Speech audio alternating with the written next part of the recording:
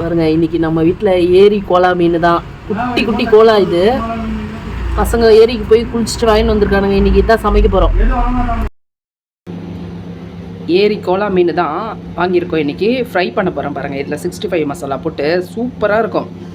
இது சைஸே இவ்வளோ தான், இதுக்கு மேலே வளராது. இதோட சைஸு அதிகபட்சம் இவ்வளோ சைஸ் தான். இதுக்கு மேலே இந்த மீன் வளராது. ஆனால் டேஸ்ட்டு பார்த்திங்கன்னா சூப்பராக இருக்கும்.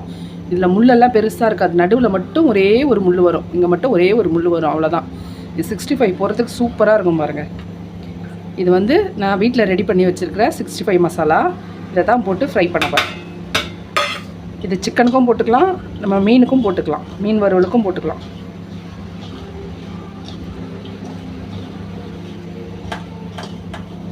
அப்படியே நம்ம நெத்திலி 65 போடும் பார்த்திங்களா, அதே மாதிரி தான் மசாலா போட்டு மிக்ஸ் பண்ணி கொஞ்சம் நேரம் ஒரு 10-15 நிமிஷம் ஊற வச்சுட்டு அப்படியே நான் எண்ணெய் ஊற்றி அப்படியே போட்டு ஃப்ரை பண்ணி எடுத்துக்க வேண்டியது தான். ரொம்ப டேஸ்ட்டாக இருக்கும் இந்த மீன். இந்த செம்பரம்பாக்கம் ஏரி மீன், நம்ம செம்பரம்பாக்கம் ஏரி மீன் இது. செம்பரம்பாக்கம் ஏரியில் எந்த மீன் வாங்கினாலுமே சூப்பராக இருக்கும். இந்த மீன் தான் பொரிக்க போகிறோம். பொரிக்கும் போது காட்டுறேன், வாங்க பார்க்கலாம். அதுக்குள்ளே மோப்பம் முடிச்சு பக்கத்து வீட்டில் இருக்கிறவங்கலாம் வந்துட்டாங்க சாப்பிட்றதுக்கு. இது பாருங்கள், ஒரு தவா வச்சு எண்ணெய் ஊற்றிட்டேன். எண்ணெய் சூடாயிடுச்சு. இப்போ நம்ம மீன் மசாலா 65 மசாலா போட்டு வச்சுருந்தோம்ல, அதை பொரிச்சிக்கலாம்.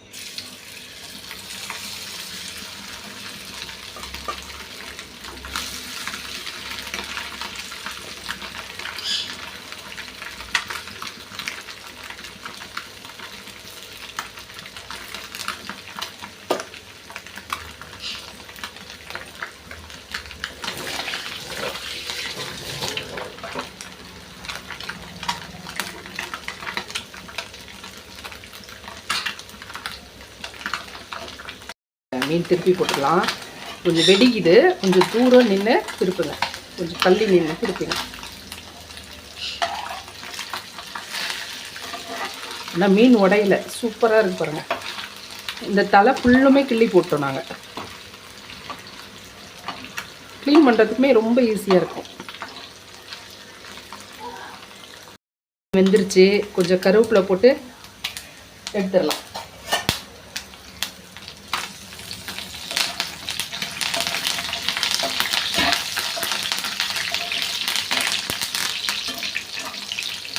இந்த மீன் கிடச்சா ஒரு முறையாவது செஞ்சு பாருங்கள். இந்த குழம்பும் இந்த 65யும் வேறு லெவல் டேஸ்ட்டாக இருக்குது.